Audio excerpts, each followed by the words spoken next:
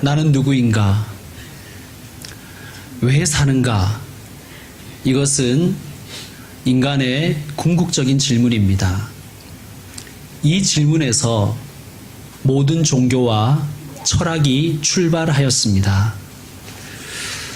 창세기는 이러한 인간의 궁극적인 질문에 답을 합니다. 그것이 창조신앙입니다. 나는 누구인가? 왜 사는가? 이 질문은 서로 연결되어 있습니다. 한 질문이 그 다음 질문을 이끌어내고 있으며 또 한 대답이 그 다음 대답을 자극합니다. 오늘 이 말씀을 통해서 여러분 깊이 한번 진지하게 생각해 보는 시간을 가지시길 바랍니다. 나는 누구인가? 왜 살아야 하는가? 그리고 하나님께서 주시는 말씀 속에서 답을 찾으시길 바랍니다. 그리고 인생 가운데 그 답이 나에게 구체적으로 적용되는 은혜를 누리시길 바랍니다. 오늘 말씀 7절 말씀을 다시 한번 우리가 읽어보겠습니다. 다시 한번 읽겠습니다. 7절 말씀. 여호와 하나님이 땅의 흙으로 사람을 지으시고 생기를 그 코에 불어넣으시니 사람이 생명이 되니라. 아멘. 지난주에 말씀드린 대로 하나님은 예술가이십니다. 예술가께서 작품을 만드셨다는 뜻입니다. 그러면 모델이 누구입니까? 모델이 누구예요? 창세기 1장 27절, 우리 한 장만 앞으로 오셔서 창세기 1장 27절을 합독합시다. 창세기 1장 27절. 하나님이 자기 형상 곧 하나님의 형상대로 사람을 창조하시되 남자와 여자를 창조하시고. 아멘. 모델이 누구란 얘기입니까? 하나님이시란 얘기입니다. 이것은 고대인들이 가졌던 일반적인 신관념과 완전히 다른 생각입니다. 그러니까 이스라엘 말고 주변에 여러 고대인들이 있었을 거 아니에요? 그들이 가지는 신관념, 인간관념하고 완전히 다른 그런 말씀입니다. 대부분의 고대인들은 신이 인간을 닮았다고 생각했습니다. 특별히 대표적인 것이 그리스 로마 신화죠. 그 신화에 나오는 신들은 인간과 동일한 외모를 가지고 있습니다. 인간보다 더 인간다웠습니다. 인간하고 비슷하게 살며 인간처럼 욕망을 가지고 있었고 인간처럼 싸웠습니다. 또 인간들처럼 전쟁을 일으키기도 하고 인간처럼 잔인하기도 했습니다. 심지어 인간처럼 사랑하고 인간처럼 질투하였습니다. 신에 의해서 인간이 희생되기도 하고 사람이 신을 몰락시키기도 합니다. 이러한 고대의 신관념과 달리 창세기는 하나님의 형상대로 사람이 창조되었다고 말씀하십니다. 자, 여러분 생각해 보세요. 신을 닮은 인간, 사람을 닮은 신. 뭐 그 말이 그 말 아닙니까? 비슷한 거 아니에요? 라고 말씀하실 수도 있겠지만 이것은 극명한 차이가 있습니다. 자, 인간을 닮은 신, 나를 닮은 신에게 희망을 가질 수 있겠습니까? 내가 믿는 신이 나와 똑같아요.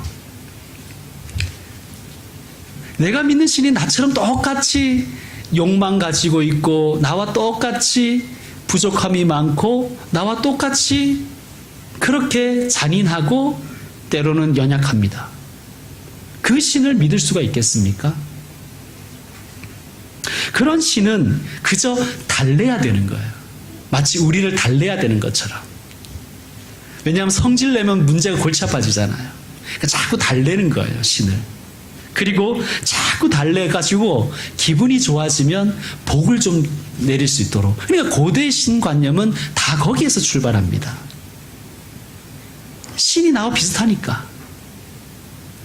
내가 고기 좋아하니까 신에게도 고기 바치고, 내가 돈 좋아하니까 신에게도 돈 바치고, 그런 개념이 고대인의 신관념입니다. 더욱이 인간의 궁극적인 질문인 나는 누구인가?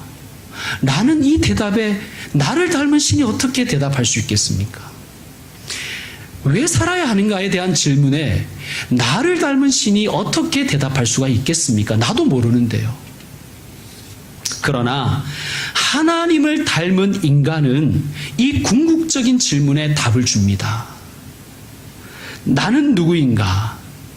나는 신의 형상이라는 거예요. 신이 가지는 그 신성과 존엄을 나도 가지고 있다는 뜻입니다.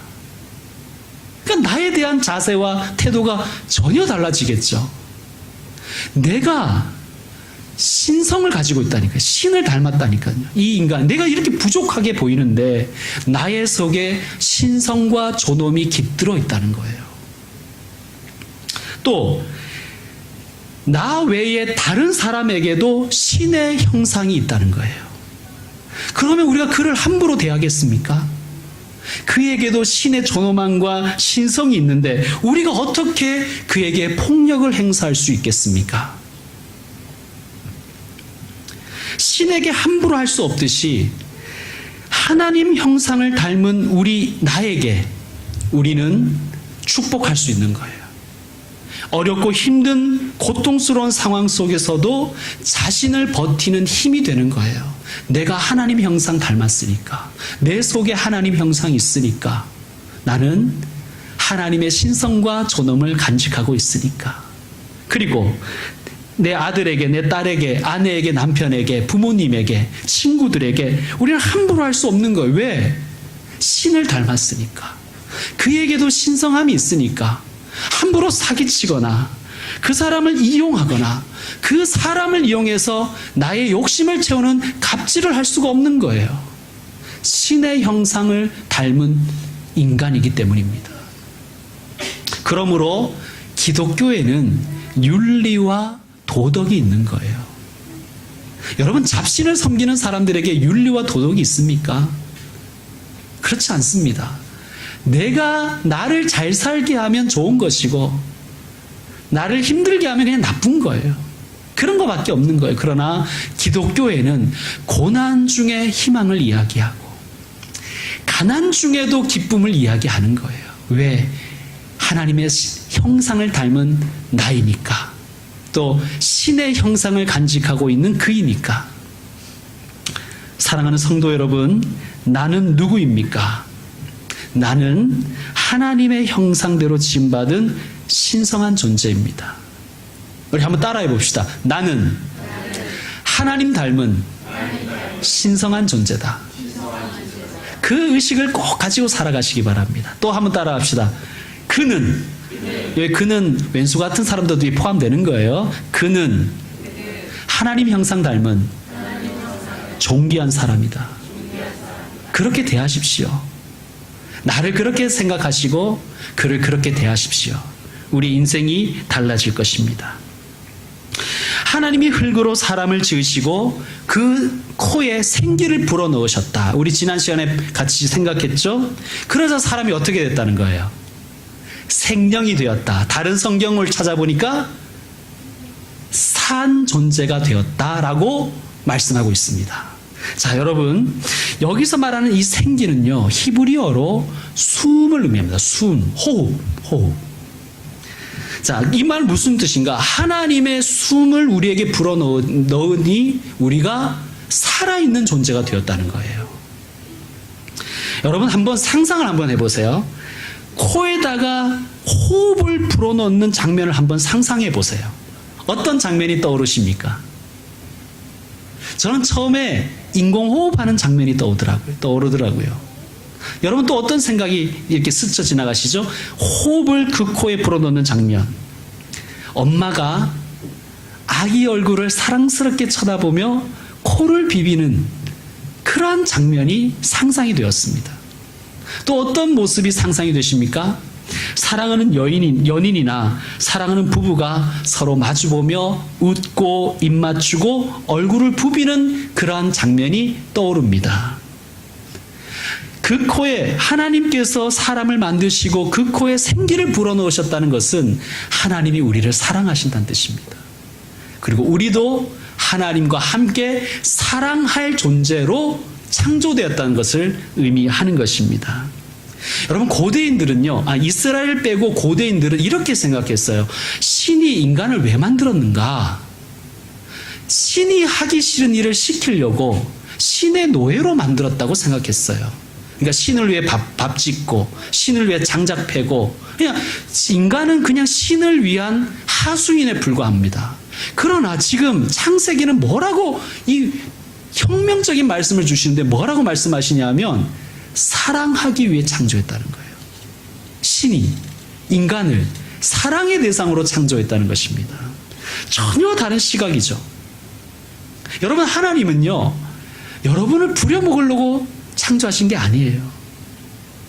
여러분이 가진 것을 빼뜨리려고 여러분을 이곳에 부르신 게 아니에요.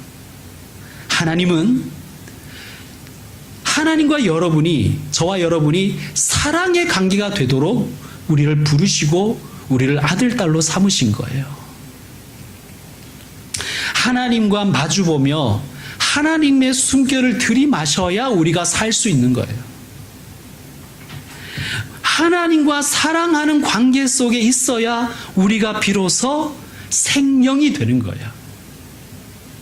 자, 16절, 17절을 한번 보시고, 오늘 말씀 16절, 17절을 한번 읽어 주십시오. 오늘 말씀 16절, 17절, 창세기 2장 16, 17 시작.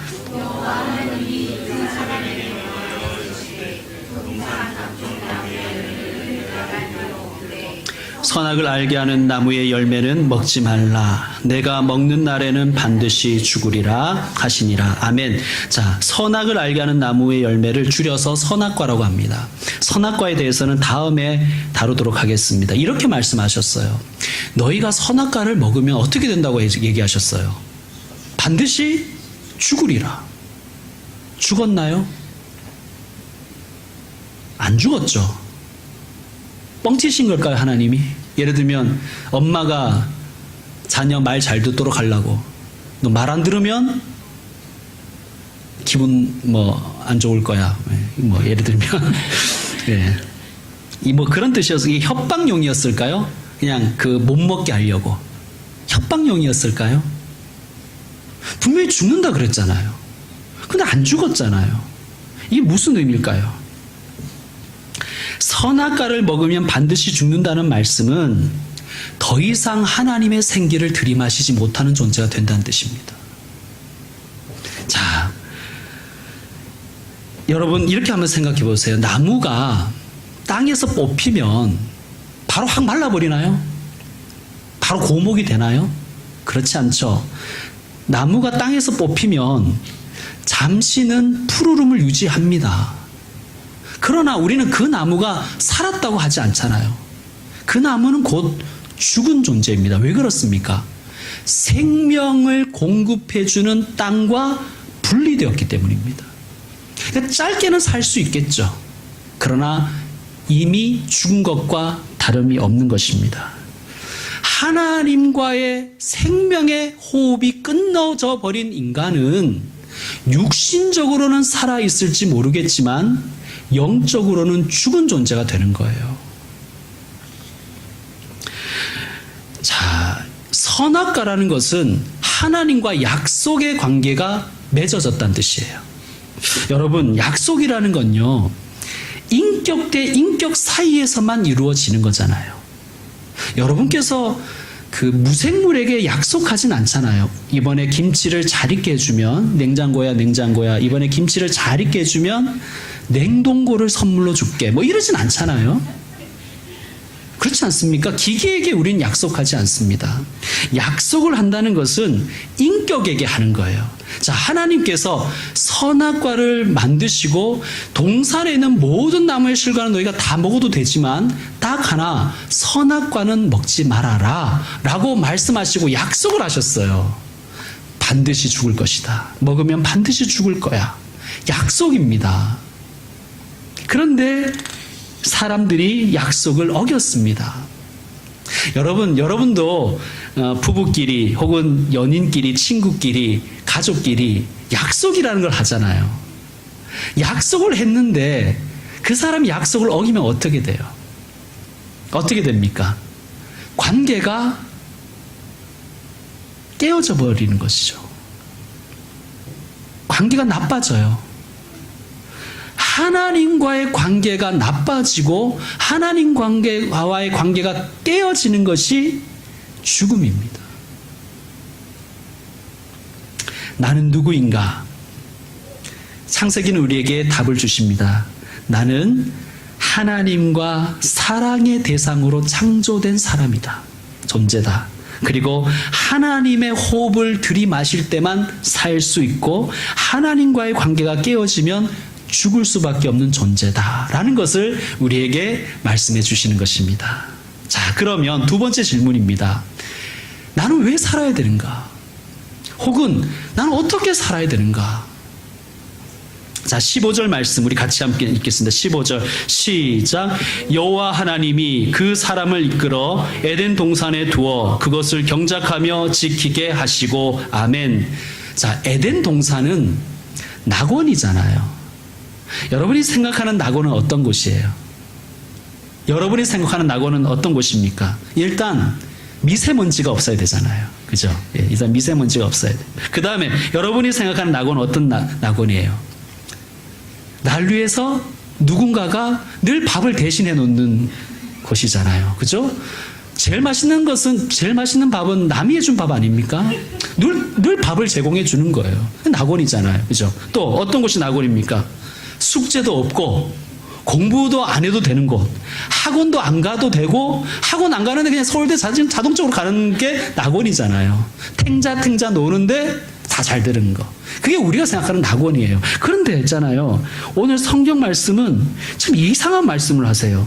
여호와 하나님이 그 사람을 이끌어 에덴 동산에 두어서 탱자 놀게 하셨더라. 겁나 편하게 하셨더라고 말씀하지 않고 뭐라 그래요?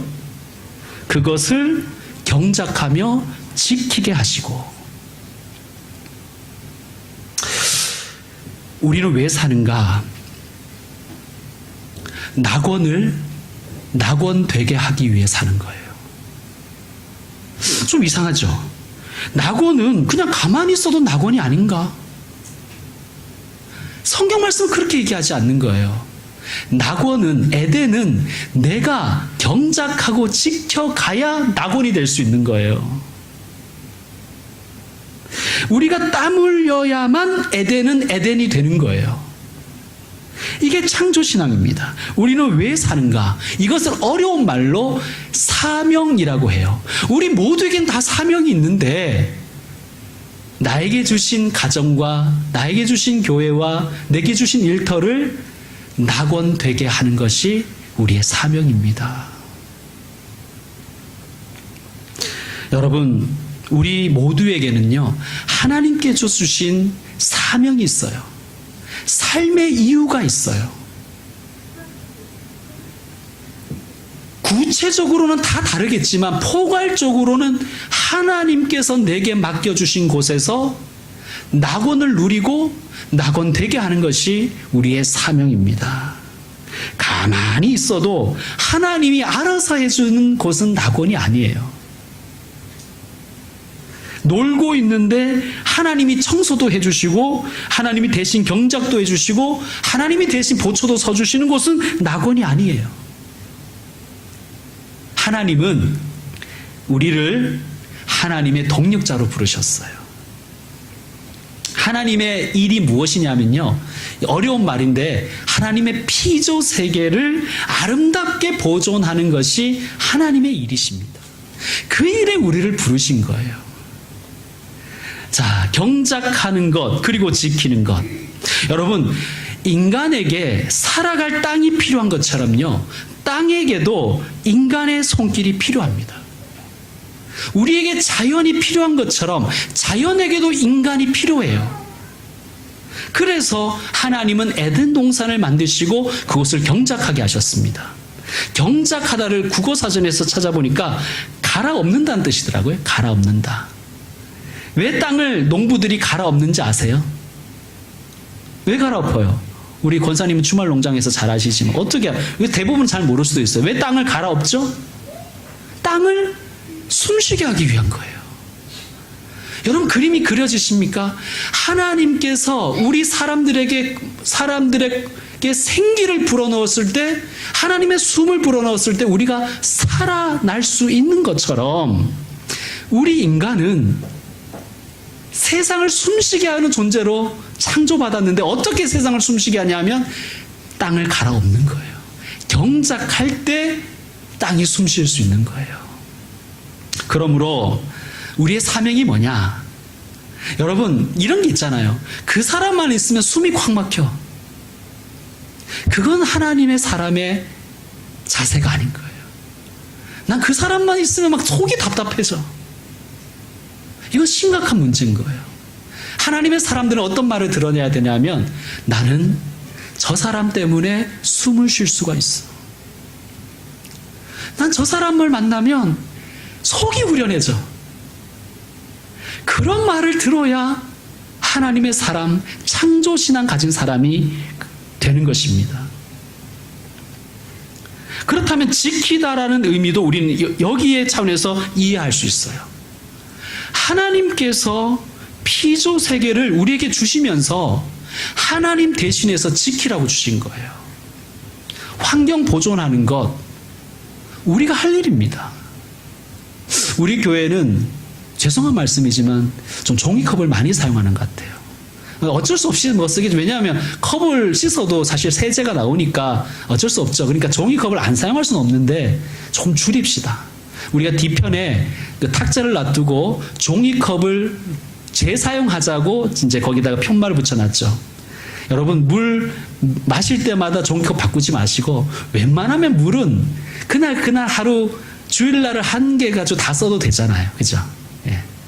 그리고 우리 교회 커피용 종이컵은 가져가셔서 씻어서 한두 번 더 쓰셔도 됩니다. 작은 것에서부터 출발하는 거예요. 하나님이 환경과 자연을 지키라고 우리에게 주신 거예요. 그리고 혹시 여러분 중에 마음에 원하시는 분은 우리 교회는 일반 컵도 많이 준비되어 있어요. 자기 컵을 쓰시기 바랍니다. 그렇죠? 예, 거기서부터 출발하는 거예요. 하나님은 우리가 동물들과 식물들과 이런 자연 세계를 잘 지키기를 원하세요. 함부로 생명 죽이고 함부로 생명을 해롭게 하는 것은 하나님의 사람이 할 일이 아닙니다. 경작하며 지키게 하셨다는 말씀. 그 일에 우리를 초대하셨다는 거예요. 이 일을 위해서 누군가는 예술가로 초대하셨고요. 누군가는 교육하는 사람으로, 누군가는 공무원으로, 누군가는 회사원으로, 누군가는 사업가로, 누군가는 목회자로, 누군가는 학생으로, 누군가는 주부로, 누군가는 그 영역의 전문가로 우리를 부르셨습니다. 왜? 그곳이 에덴 되도록 하시기 위한 것입니다. 자, 생각해 보세요. 에덴을 경작하고 지키면 누가 이득이에요? 하나님이 이득 보실까요? 자, 에덴이 아름답게 가꾸어지면 누가 이득을 봐요? 하나님은 손해볼 게 전혀 없어요. 에덴이 망쳐져도. 에덴이 잘 가꾸어지면 우리가, 인간이 이득을 보는 거예요. 그래, 이 일은 우리를 위해서 주신 것입니다. 자, 10절에서 14절을 보시면 에덴 동산의 4대강이 나와요. 이명박 대통령이 한 4대강이 아니라 에덴 동산의 4대강이 나오는데, 에덴의 뜻은 기쁨이란 뜻이에요. 자, 이게 무슨 뜻일까요? 에덴은 에덴만을 위해 존재하는 게 아닌 거예요. 에덴의 기쁨이 흘러 넘쳐서 온 땅을 적시는 것이 하나님의 뜻입니다. 무슨 뜻이에요? 에덴만 위해서 하나님이 사람을 만드신 게 아니라 에덴 동산에서 기쁨이 흘러나와, 에덴 동산에서 에덴이 흘러나와서 모든 곳을 에덴 만드는 것이, 하나님 나라 만드는 것이 하나님의 소원이십니다. 그게 하나님의 비전인 거예요. 여러분, 하나님은요, 좀 좁힙시다. 저와 여러분 각자의 가정이 에덴 되기를 원하세요. 우리 교회가 에덴 되기를 원하신단 말씀입니다. 여러분, 우리 이런 말도 하잖아요. 가화만사성. 이런 말 하잖아요. 무슨 말입니까? 가정이 에덴 될 때 사는 재미가 있다는 것 아닙니까? 아무리 돈을 많이 벌어도 가정이 지옥이면 정말 우리가 살맛이 나지 않잖아요. 반대로 우리가 좀 살기 힘들고 고단하고 가난해도 내 가정이 에덴이면, 내 가정에서 안식을 누릴 수 있으면 정말 버틸 힘이 있는 것 아닙니까? 또 교회는 우리 가정, 우리 영혼의 가정입니다. 교회가 에덴 될 때 우리의 영혼에 생기가 흐를 수 있는 거예요. 하나님이 이렇게 말씀하셨잖아요. 내가 기근을 땅에 보내리니 양식이 없어 주림이 아니요 물이 없어 가람이 아니요 여호와의 말씀을 듣지 못한 기갈이라. 교회에 와서 하나님 말씀 들어야 되잖아요. 교회에 와서 은혜로운 말씀 들으면 힘이 나지 않습니까? 근데 교회 와서 엉뚱한 얘기만 듣고 심각한 얘기만 듣고 세상 얘기만 들으면 우리 영혼이 말라가는 거예요. 여러분, 교회를 위해서 기도하시고 교회를 위해서 경작하고 지키는 일을 하십시오. 교회는 우리 영혼의 가정입니다. 내 가정이 에덴 될 때 내 삶에 살맛이 나는 것처럼 내 영혼의 가정인 교회가 에덴 될 때 내 영혼의 살맛이 나는 거예요. 여러분 가정과 우리 교회가 에덴 되기를 위해 기도하시고 노력하십시다. 그것이 우리를 향하신 하나님의 뜻인 줄로 믿습니다. 주보를 보시면 제가 우리 교회 비전을 이렇게 세웠습니다. 표지에 보시면 하나님의 평강이 세상으로 흘러가게 하는 평화의 강 평강교회. 우리 교회만 평강 누리고 우리 교회만 즐겁고 기쁜 것이 우리의 사명이 아니에요. 물론 그것이 전제가 되어야 되겠죠. 그러나 우리 교회의 이 기쁨과 에덴과 평강이 흘러 넘쳐서 세상을 기쁘게, 세상을 평화롭게, 우리의 가정과 교회를 행복하게 하는 것이 하나님께서 우리에게 주신 비전인 줄로 믿습니다. 말씀 마무리하겠습니다. 나는 누구인가? 이 질문에 답을 얻으셨습니까? 나는 누구인가? 나는 하나님 닮은 존재다. 나는 신성하고 존엄하다. 이것을 꼭 간직하기 바랍니다. 그 사람도, 원수 같은 그 사람도, 원수 같은 내 아들, 내 딸도 말 참 안 듣지만 그 사람도 하나님 형상대로 지음받은 사람입니다. 인간은 하나님과의 관계 속에 있을 때 살아있을 수 있습니다. 하나님과 관계가 깨어지면 죽는 거예요. 그러므로 자신과 타인을 귀하게 여기고 하나님과 아름다운 관계를 유지할 수 있도록 기도하고 애쓰십시오. 왜 사는가? 답을 얻으셨습니까? 왜 사는가? 어떻게 살아야 되는가? 나의 사명은 에덴 만드는 것이, 에덴 되게 하는 것이 나의 사명인 것을 기억하시기 바랍니다. 내 가정, 내 교회, 내 일터, 하나님께서 내게 주신 에덴임을 믿고 그것을 에덴으로 만들어가는 것이 우리의 사명인 줄로 믿습니다. 우리가 하나님의 호흡으로 살아가듯이 우리는 우리가 속한 영역에 가서 경작함으로 그곳이 숨쉬게 해야 됩니다. 거기에 있는 사람들이 숨쉬게 하고 생기가 흐르게 하는 것이 우리의 사명인 줄로 믿습니다. 사랑하는 성도 여러분, 예수님께서 십자가 사랑과 거룩한 은혜로 우리에게 있는 하나님의 형상을 다시 회복시켜 주셨습니다. 하나님의 형상을 회복한 우리는 다른 사람에게 그 은혜와 사랑을 강처럼 흘려보내는 존재가 되어야 될 줄로 믿습니다. 나는 누구인가? 나는 왜 살아야 하는가? 이 질문을 다시 한번 진지하게 생각하시고 성경 속에서 답을 찾으시고 길을 찾으시고 창조신앙으로 다시 살아가시는 저와 여러분 되시기를 주의 이름으로 축원합니다. 기도하겠습니다.